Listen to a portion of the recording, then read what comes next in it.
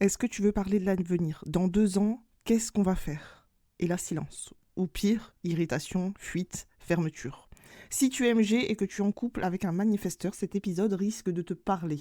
Parce que si tu es manifesteur, tu vas peut-être enfin comprendre pourquoi cette simple question peut te donner envie de partir. Aujourd'hui, on va parler d'un conflit ultra fréquent, un MG qui veut se projeter et un manifesteur qui ne veut pas ou qui ne peut pas en parler.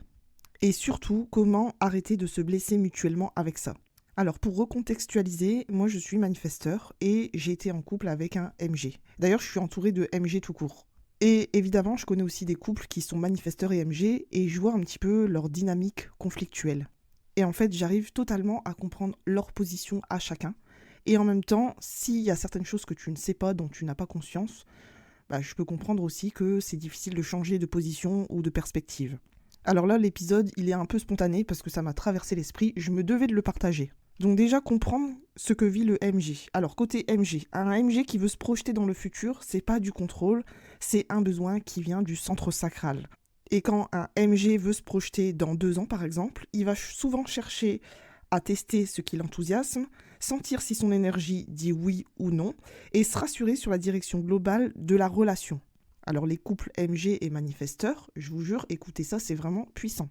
Pour un MG, imaginer l'avenir, ça va lui nourrir son énergie. Ça donne envie d'investir, de construire, de s'engager. Et donc, si tu te retrouves en tant que MG en parler à ton conjoint ou ta conjointe manifesteur, qui va refuser d'en parler, en tant que MG, tu vas ressentir de la frustration, de l'insécurité, tu as peur de ne pas être prise au sérieux, tu vas sentir du rejet ou encore un manque d'amour. Et je vois bien ce que ça peut être dans ta tête. Tu dois te dire, s'il veut pas se projeter avec moi, c'est qu'il ne me choisit pas. Mais ce n'est pas du tout ce qui se passe. Je vous le dis, moi, en tant que manifesteur, ça a été un peu compliqué de vivre avec des MG. D'ailleurs, je vis toujours avec des MG. Mon fils est MG, c'est vrai que j'essaye de prendre en compte son human design en tant que MG, de le comprendre, et heureusement que j'ai ça. Sinon, je pense qu'il y a encore quelques années, je ne pouvais pas du tout le comprendre. Maintenant, on va se mettre à ma place en tant que manifesteur. Qu'est-ce qu'on vit? Manifesteur, parler d'un plan dans 2 ans peut être vécu vraiment comme une perte de liberté, une tentative d'enfermement ou une attente future à laquelle on va devoir obéir. Et nous, le mot obéir, c'est impossible à l'entendre. Il faut savoir qu'en tant que manifesteur, on fonctionne par impulsion. Notre énergie, elle arrive par vagues et on sait au fond de nous que ce qui est vrai aujourd'hui ne peut pas l'être dans 6 mois. Et d'ailleurs, quand on me propose des dates pour quelque chose dans 6 mois, ça me paraît beaucoup trop loin. Quand on veut organiser des vacances, oui, je suis d'accord pour les organiser dans 6 mois, mais si on organise des vacances qui ont lieu dans 1 an, pour moi, c'est beaucoup trop loin. Il peut se passer tellement de choses. Et il y a tellement de choses qu'on ne contrôle pas et que je ne pourrais pas réajuster. J'ai déjà eu des projets qui ont été étalés sur 1 an et il s'avère que ça s'est pas du tout passé comme ça. Au contraire, ça s'est pas passé tout court. Donc, quand on me demande qu'est-ce qu'on fera dans 2 ans, moi ça me paraît beaucoup trop loin. Dans 2 ans. Dans 2 ans, il peut se passer tellement de choses. Qui pouvait imaginer ce qui s'est passé en 2020? Moi, en 2020, je déménageais à 1200 km de chez moi. Et vous savez ce qui s'est passé? Je n'ai pas pu accéder à mon logement pendant 2 mois. Bien sûr, j'ai payé le loyer. Je l'ai payé pour que personne n'y habite. Et donc, si j'avais su à l'avance, eh bien, je ne l'aurais pas loué de suite, cet appartement. Et j'avais quand même des signaux qui disaient que je ne devais pas le prendre, et je l'ai pris quand même. Et il faut savoir aussi que dans mon corps, que dans 2 ans, je sais que je ne serai pas la même personne et je n'aurai pas forcément aussi les mêmes envies. Donc aujourd'hui, tu peux me proposer un projet qui aura lieu dans 2 ans. Sur le moment, je vais être enthousiaste. Et dans 2 ans, non, il y aura des choses qui auront changé. J'aurai peut-être plus envie. Et moi, je me sens enfermée. Donc tu doutes bien que pour un manifestor, c'est impossible de se projeter dans 2 ans. Parce que résultat, il va se fermer, il va éviter, il va changer de sujet, ou pire, il va se mettre en colère. Et non pas par un manque d'amour, c'est par instinct de protection de notre autonomie, de notre liberté. Alors là où naît le conflit ne vient pas du futur, il vient du malentendu énergétique. Le MG, il va chercher de la sécurité et de l'élan, et le manifesteur cherche de la liberté et de l'espace. Ça va pas ensemble.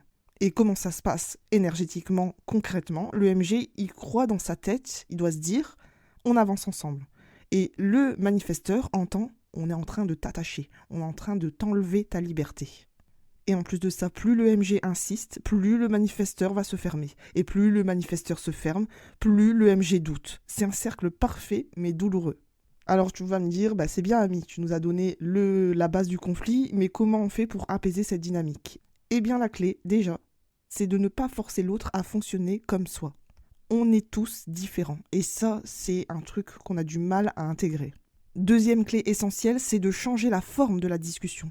Alors le MG, comment il peut faire? Il peut parler de scénario, pas en engagement. Préciser explicitement, ce n'est pas un plan figé, c'est juste une exploration. Et le MG doit accepter que le futur reste très souple, en tout cas au point de vue du manifesteur. Pour le manifesteur, le conseil que je pourrais donner, c'est ne pas fermer complètement la porte, expliquer que, par exemple, je peux te dire ce que je ressens maintenant, mais pas te garantir ce qui va se passer dans 2 ans. Et deuxième point, c'est informer quand une impulsion change au lieu de disparaître. Alors oui, ça m'intéresse comme ça là dans 2 ans, mais je peux pas te le garantir. Et te dire, par exemple, dans 1 an, non en fait, j'ai plus envie de ça. Et ça vraiment, c'est un compromis qui est assez sain pour l'un comme pour l'autre. Alors oui, tu peux donner une direction générale, mais tu dois aussi avoir cette liberté d'ajustement. En tant que MG, tu peux comprendre que le manifesteur peut changer d'avis à tout moment. Mais ce que je peux vous dire, c'est qu'un couple MG-manifesteur peut être incroyablement puissant, créatif, vivant, mais seulement si chacun comprend que se projeter, c'est pas contrôler, refuser de se projeter, ce n'est pas rejeter, et que l'amour n'a pas besoin de promesses rigides pour être réel. Parfois, aimer, c'est dire « je marche avec toi tant que l'élan est là ». C'est pas trop puissant cette phrase?